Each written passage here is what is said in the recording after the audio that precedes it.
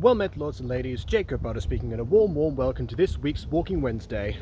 Not quite as late as I was last time, but still, late afternoon, which is actually not that bad. Currently, if you're seeing all these barriers here, it's because I'm in the middle of some roadworks. I thought that this would be, a good place to not run into too many vehicles, because while this is the side where traffic can actually, pass, it's still, a lot of it gets diverted before here, so yeah, not to worry as much, and it's not as busy as a road in general than the one back there.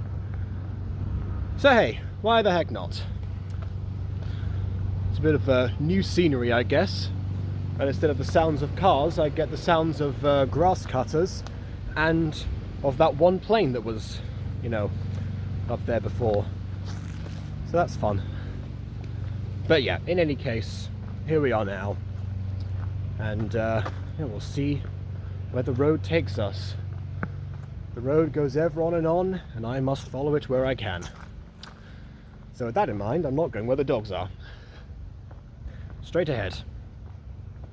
So yeah, first things first, because I'm not going to make another, another report on too much that happened in terms of job searching and stuff, because I know that while there are some people that do enjoy when I discuss that content, most others are not. So I'm going to rapidly quickfire through what's been going on, and then let's talk about AFMAL for a bit, because it's been a while since I've made an AFMAL themed Walking Wednesday.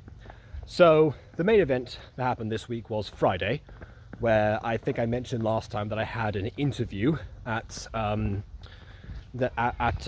primary school as part of this teacher training course that's offered by this one university and whatnot.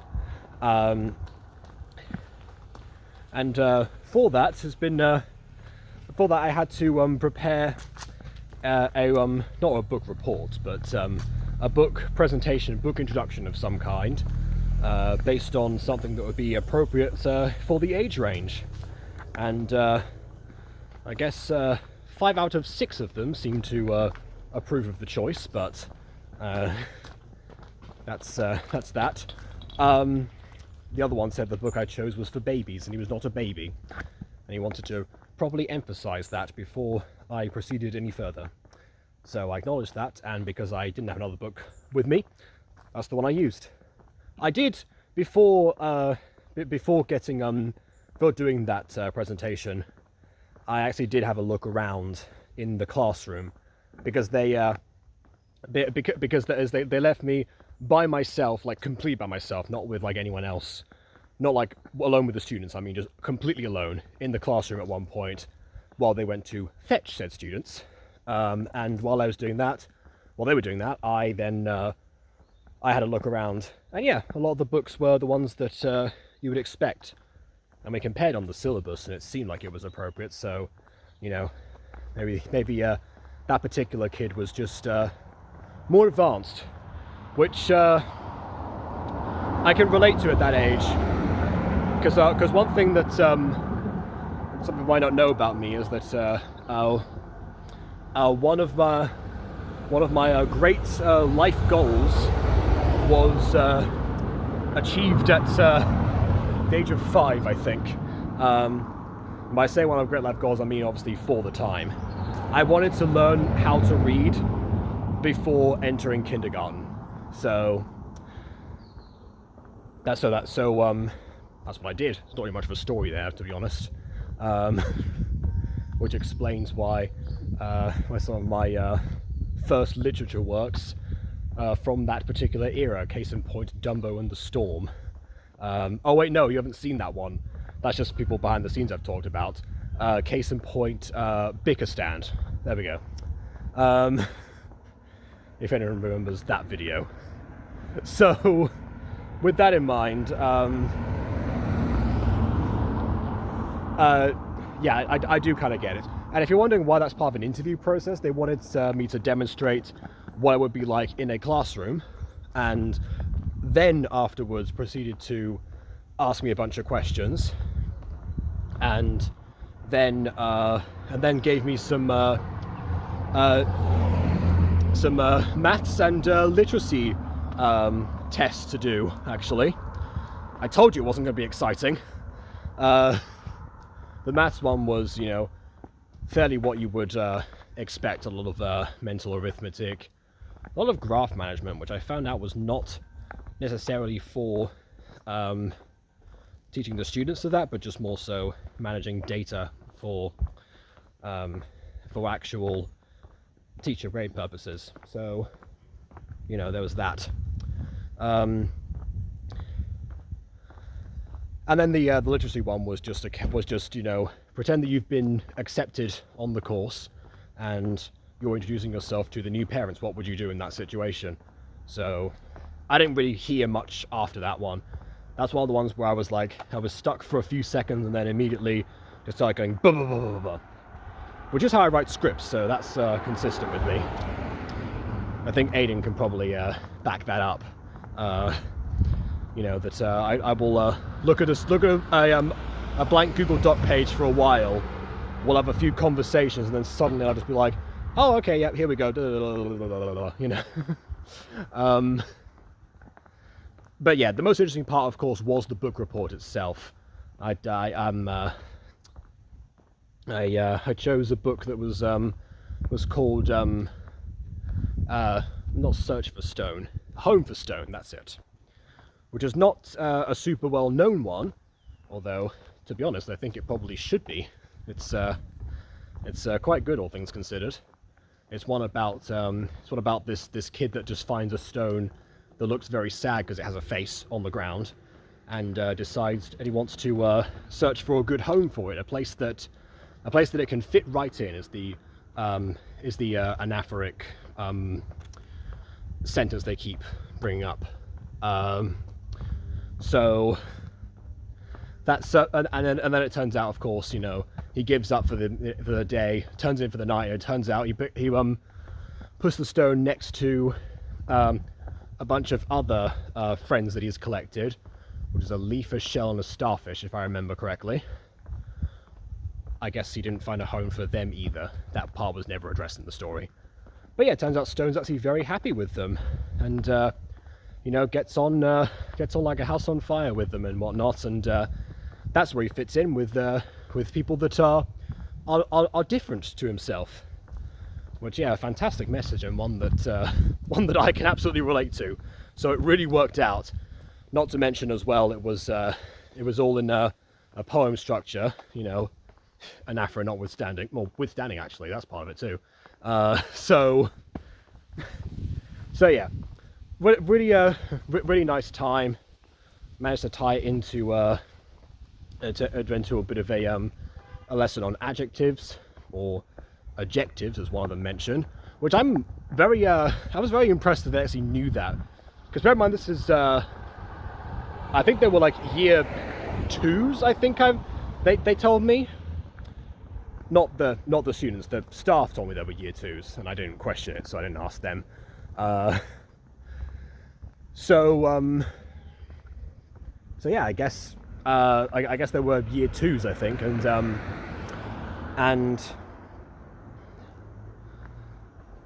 and they, which, what I was going to say now. No, I forgot what I was going to say about that. Oh yeah, no, the fact that the year 2s knew what adjectives were, even if, or one of them did at least, even if it was a slight mispronunciation of it, you know, that's still very impressive, all things considered. I say that because while learning English as a second language, in Spain, you focus a lot on grammar stuff. That's not so much the case over here, which I honestly thought when I was, because I remember when I was in year 10, I was in top set English. That's not a brag. It's important to the story. And the first lesson that I had in top set English was one just about, you know, everyone. There was like "Show me English," basically was the prompt, for which of course I wrote a song, but that's beside the point. I worked out there's actually a song based on that one Tobuscus song, which was the viral song one, or at least that was what I was calling back to. Let's say. So yeah, I'm gonna go around here so I don't have to go down the hill. I haven't done that since Crawley, actually.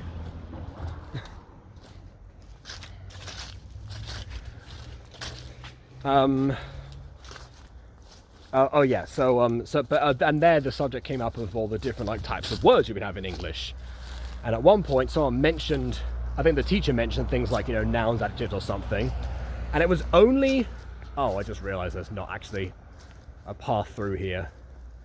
I thought there was. Well, we'll have to walk back then, won't we? Whoops.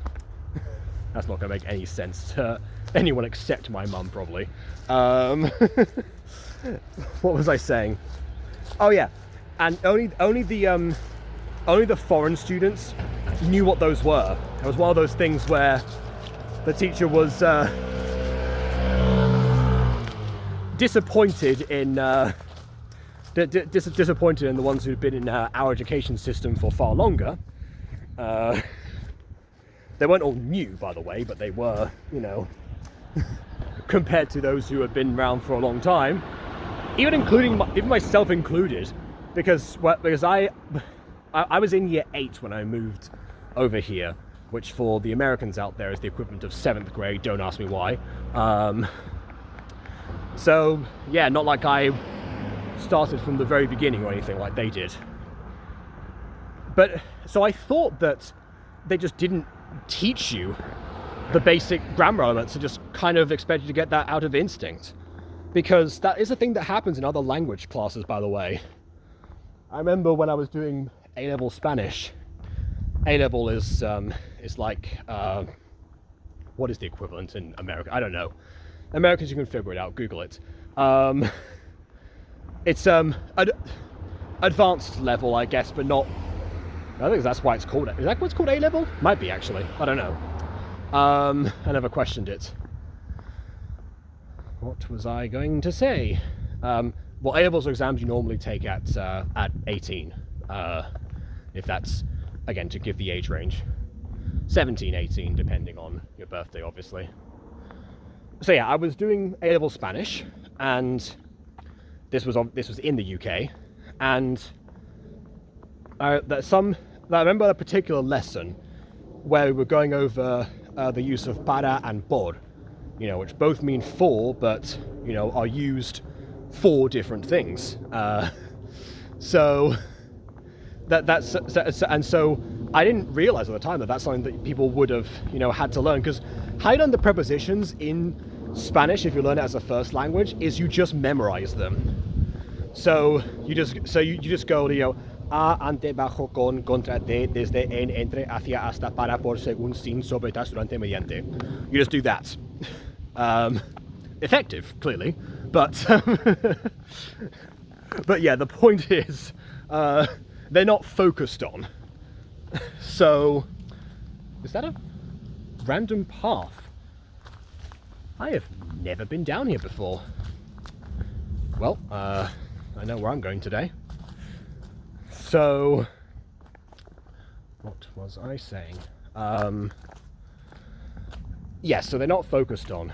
So I didn't know the actual rules for para and por, but I still, when they gave you the fill in the blanks and said, oh, you know, do say, you know, whether or not you have para and por in this sentence, which is a little bit of a trap, because some of, oh wait, this is back to the hill again. Wait, is this the path I was trying to, no, it's not actually, just dead end. Okay, never mind. Spiderweb. Yeah, so I was still able to fill those in mostly, except for like a couple of times where you know, hesitated, because sometimes, but depending on if you lived in Spain or Latin America, they might use them differently. Like, for example, forever is para siempre in Spain, but I've heard it used as like por siempre in some Latin American countries. In fact, actually, that's what one of the Pokemon songs sounds like. I don't know what it sounds like in English, because the album I had was in Spanish, of course. I think it would sound like "Together Forever," so something that da da da da da da da. So yeah, that one. In Spanish, it starts out "Por siempre unidos, el tiempo da igual, juntos hasta el final." Oh, that's an actual path, but it goes downhill, so don't forget that.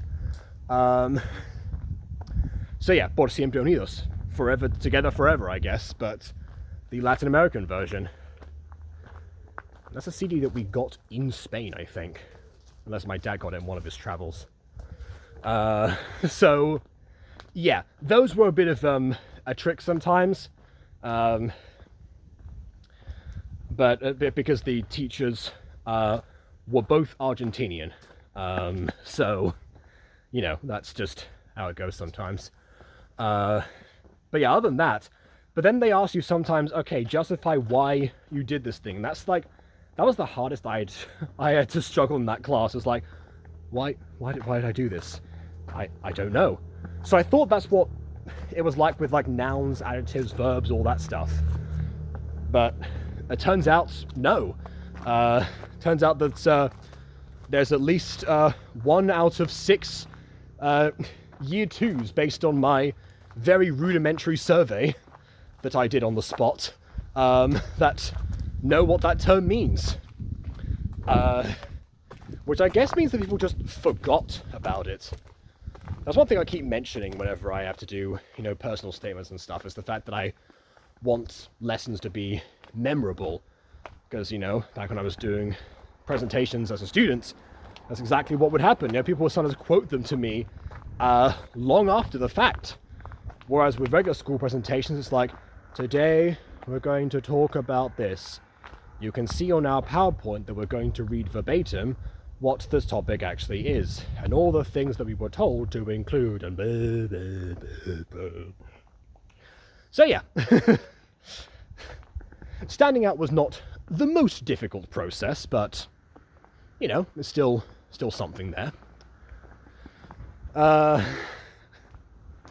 Yeah, we but that's beside the point. I got off topic here with the interview. I said I wasn't going to take that long, actually, and I was going to get onto some math stuff.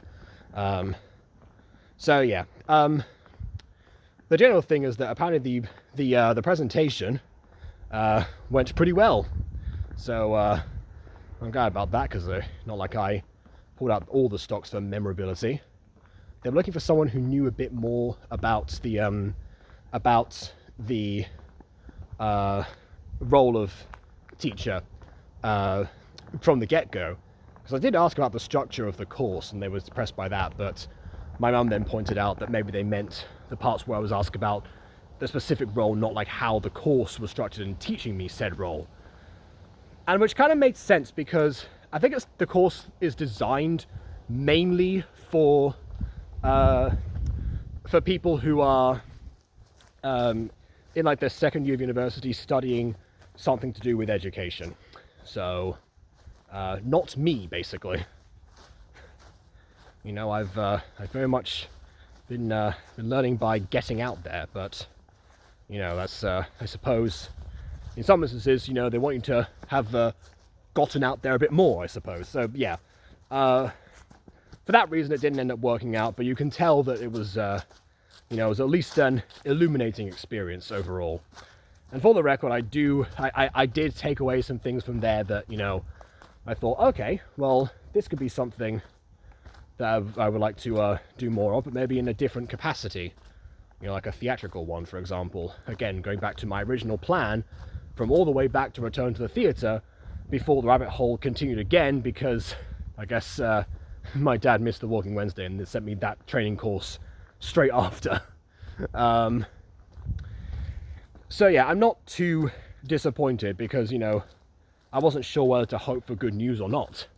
But either way, it was, you know, an informative experience, and hey, dare I say, educational. So, I'm as good as I can be with that. Not just in terms of theatrical context and stuff. I have other things that I could, put forward and, might do a bit of a step-by-step plan. But again, I don't wish to bore you with all of that, so let's talk about some Aphmau. Because, mentioning Aiden again, I suppose, he likes to, because we've been reviewing Mermaid Tales partly, and I've been re-watching the first season of Mermaid Tales on my own, because, it's been a good, 7 years since I watched it, and also because we want to do a song based on that version of Zayn, because we thought it would be really funny. I recently changed my mind on what I want to do for that song, but it required me looking a bit more in detail about it. Whereas Aiden has definitely done that, on his own already, and is very much focused on what could happen in the future, or what could not happen actually. Because he likes to bring this point up in streams, and I keep trying to shut it down because I want to get on with the review. But honestly, on here we can talk about it a little bit. There's one aspect that seems to be irking him, and it's by no means the only example of this happening, but it's indicative. Clearly there's a lot that's being called back from or elaborated from not just Mermaid Tales itself, but from other Aphmau content, because the first 2 episodes really want to solidify the connection to the larger My Street multiverse, which I will say, 2017 me would have been all over the moon about that, because, 2018 me, that's when I posted the My Street multiverse theory, which I have since discarded, but some of the stuff in there I can still stand by, the existence of the multiverse in general and how that's somewhat connected. The part that I don't stand by is the specific connections that I mentioned, because I don't remember if Mermaid Tales was... I guess it was out by this point. But some other stuff like Void Paradox that really solidified it weren't out when I made that original theory. But yeah, Void Paradox is, I guess, the first example of this happening, really. Of continuing on the series of Mod World,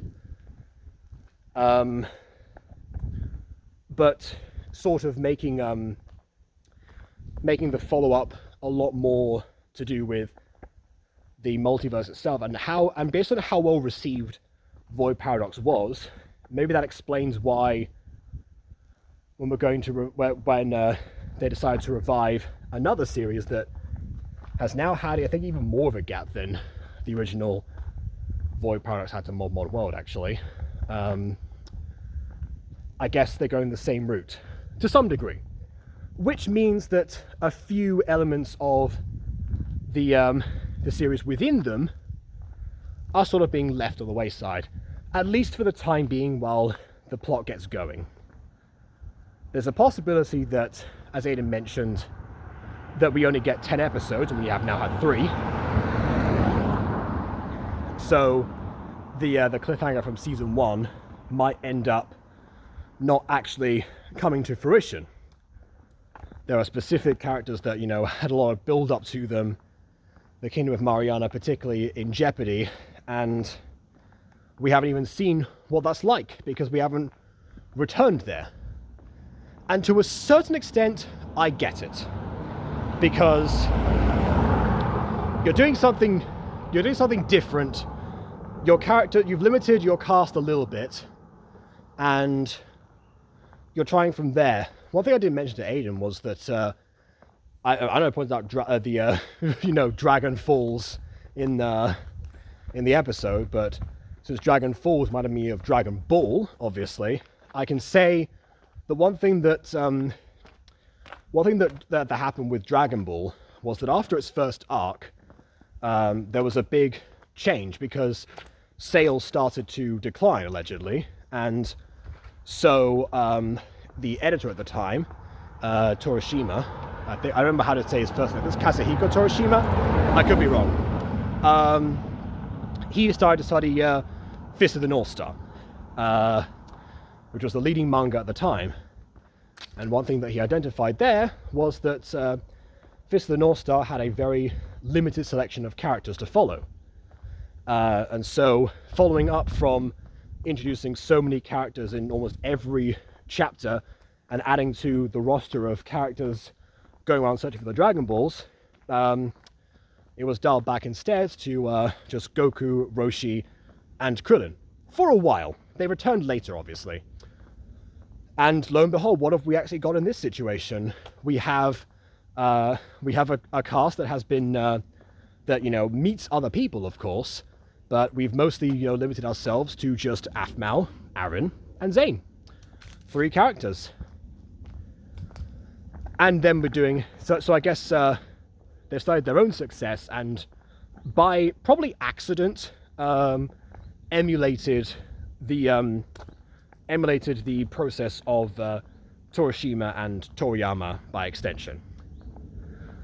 So again, I get it, because season 1 cut between a lot of characters, between Prince Travis or Nana-chan and Amber, to Kaiten and Tiani under the ocean trying to search for Aphmau, occasionally to King Eric back in the Kingdom of Mariana. Not that I dislike this, but if they're under the impression that they want to do something that's less disjointed, I get just following along with one set of characters.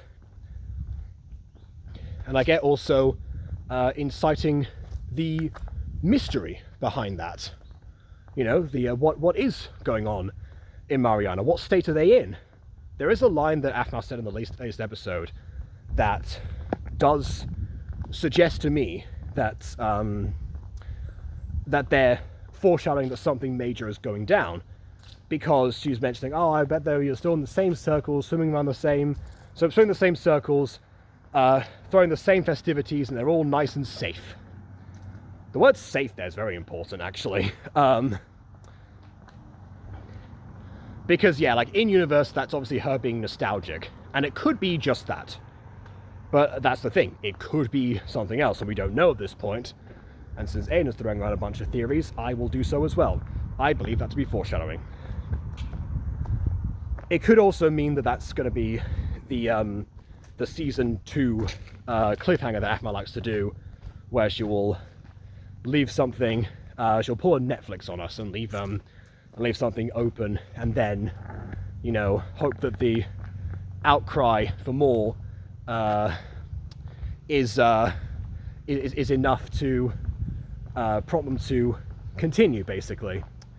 Which is what happened a lot of the time with series around the same time as Mermaid Tales, although not actually Mermaid Tales. That one was kind of exempt from that rule. But yeah, it happened a lot.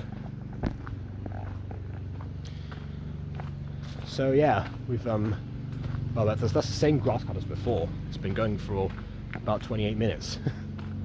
That's an impressive lawn you've got there. What was I thinking about? So yeah, that's one thing that, is very annoying when it happens, but it is a repeated pattern that we've seen. And if they want to try to incite people to continue, they seem to think that that's the best option, or just to allow the nostalgia to seep in once more.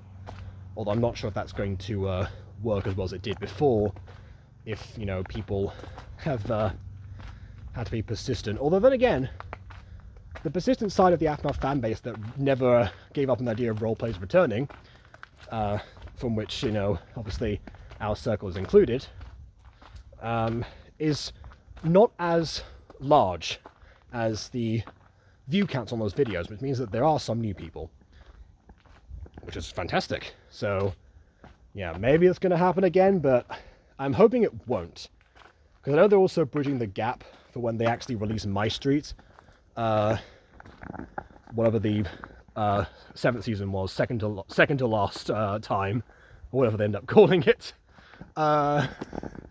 So yeah.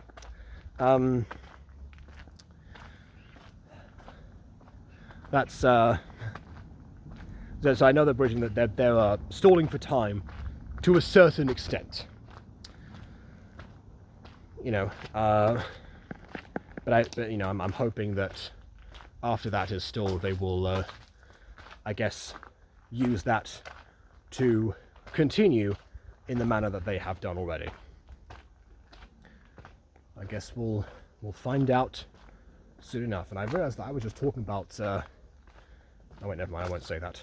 I was going to say something, and I realised that's not a good idea.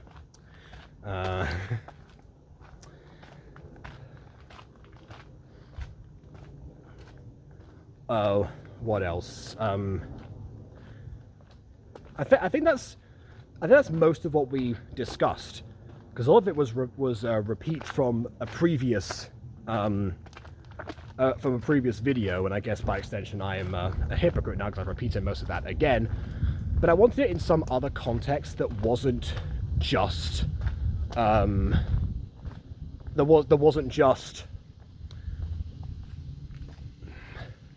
wasn't just like at the beginning of a video that people are going to want to skip in order to return and in order to get to the good content. Because trust me, I've done that with some reaction videos as well. I completely understand that. So yeah, don't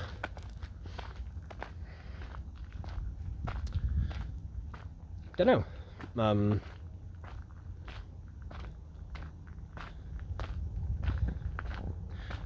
So it's difficult to know what to expect. Is the point? I've promised I'd call him today and talk about the Zen Crab song. So should be finishing up the rest of the series in order to have to put my best foot forward for that. So yeah, we'll see how that goes, and I guess take things from there. For the record, I don't mind necessarily if we don't address. I mean, if we take longer to, address like certain things happening in Mariana, or I would be disappointed if I end up being right if it turns out we're going back with the cliffhanger route. But it will at least be something. It will at least show that they haven't forgotten about it, and that it is, meant to be relevant in the story at some stage.